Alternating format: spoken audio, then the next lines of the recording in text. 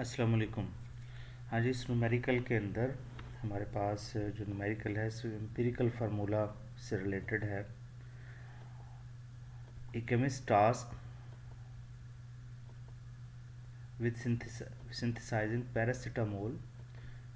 Molecular formula of paracetamol is C6H9NO2. Analyze 0.2524 gram sample of their product via combustion analysis, yielding 0.6107 gram carbon dioxide, 0.1458 gram water, 0.1064 gram nitrogen dioxide, using their masses and their molar masses of their products. Determine the empirical formula. Based on this result, explain why chemists concluded the formation of paracetamol was incomplete and identify the likely uh, their resulting products. Basically ये स्टॉक्योमेट्री से related numerical है, और स्टॉक्योमेट्री के अंदर हमने empirical formula find out करना और molecular formula find out करना ये हम ऑलरेडी बता चुके हैं। पहले भी हमने इसके इस रिलेटेड वीडियोस अपलोड की हैं। अच्छा, सबसे पहले हम चलते हैं कि एम्पिरिकल फार्मूला कैसे फाइंड आउट करते हैं। ठीक है जी, एम्पिरिकल फार्मूला फाइंड आउट करने के स्टेप्स हैं। सबसे पहले हम चलेंगे परसेंटेज ऑफ एलिमेंट्स की कैलकुलेशन की तरफ। बड़ा सिंपल फार्मूला है परसेंटेज एलिमेंट्स फाइंड आउट करने का।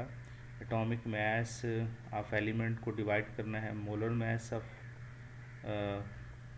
प्रोडक्ट के साथ, जो प्रोडक्ट हमारी प्रोड्यूस हुई है, मल्टीप्लाई करना है mass of product divide by mass of sample. अब इसके अंदर सपोज करें कि कार्बन की परसेंटेज हमने मल्टीप्लाई बाय 100 कर देना। परसेंटेज ऑफ कार्बन के लिए हम क्या करेंगे कि एटॉमिक मास कार्बन का 12 है, और कार्बन जो है वो कार्बन डाइऑक्साइड के अंदर मौजूद है। तो कार्बन डाइऑक्साइड का ओवरऑल मास कितना है, 44 ग्राम पर मोल है। और कार्बन डाइऑक्साइड हमारे पास कितना प्रोड्यूस हुआ है, 0.6107 ग्राम।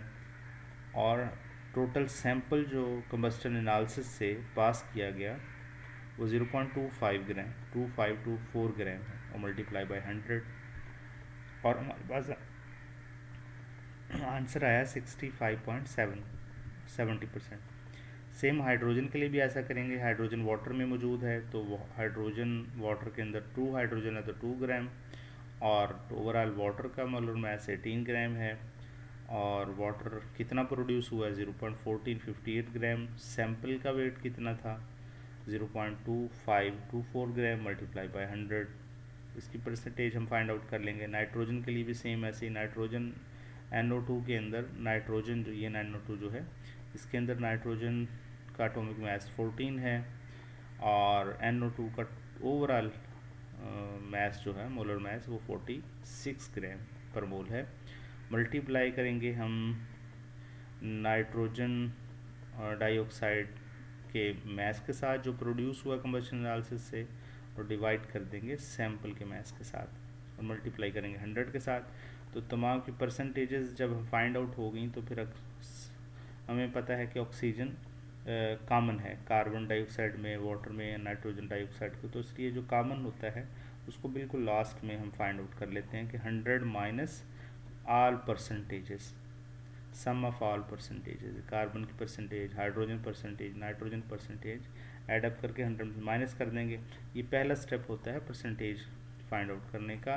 दूसरे स्टेप पे मोल रेशो फाइंड आउट करनी है। मोल रेशो फाइंड आउट करने का मेथड क्या है कि जो उनके एटॉमिक परसेंटेजेस हमें मिली हैं, उन तमाम परसेंटेजेस को उन एलिमेंट्स के ही एटॉमिक मैसेस के साथ डिवाइड कर देना है हमने। ठीक है जी, तो हमारे पास ये सिंपल एटॉमिक रेशो आ गई। अच्छा जी, एटॉमिक रेशो जब हमारे पास हमें मिल गई तो हमने आगे क्या करना है, सिंपलेस्ट रेशो फाइंड आउट करनी है। पहले एटॉमिक रेशो फाइंड आउट कर ली, यानी इसको हम कहते हैं नंबर ऑफ मोल्स भी कह सकते हैं कि हमने सिंपल इनके number of moles find out कर लिए। तो number of moles find out करने के बाद फिर हम क्या किया हमने इनके सिंपलेस्ट रेशो फाइंड आउट करेंगे। सिंपलेस्ट रेशो फाइंड आउट करने के लिए मेथड ही होता है कि जो सबसे स्मॉलेस्ट वैल्यू होती है उसके साथ तमाम वैल्यूज़ को डिवाइड कर दिया जाता है। तो हमारे पास अगर वैल्यूज़ होल नंबर में आ रही हैं तो ये हमारा एम्पिरिकल फार्मूला है, और एम्पिरिकल फार्मूला C6H6ONO है, और पैरासीटामोल का फार्मूला जो हमें दिया गया वो C8H9NO2 दिया गया है। अब दोनों के अंदर चेंजेस हैं, दोनों में कार्बन के अंदर डिफरेंस है, हाइड्रोजन भी पूरे नहीं है। तो इट्स मीन जो हमारे पास पैरासीटामोल बनाया गया उसको फिर कंबस्शन एनालिसिस से पास किया गया, तो इट्स मीन पैरासीटामोल की सिंथेसिस नहीं हुई जो लेबॉर्ट्री में ऑलरेडी वो सिंथेसाइज करके कंबस्शन एनालिसिस किया गया। तो इनकम्प्लीट कंबस्शन सिंथेसिस हम इसे कह सकते हैं, या फिर हम ये कह सकते हैं कि पैरासीटामोल तो नहीं बना, इसकी जगह पे कोई और कंपाउंड बन गया 4-अमीनो फिनोल।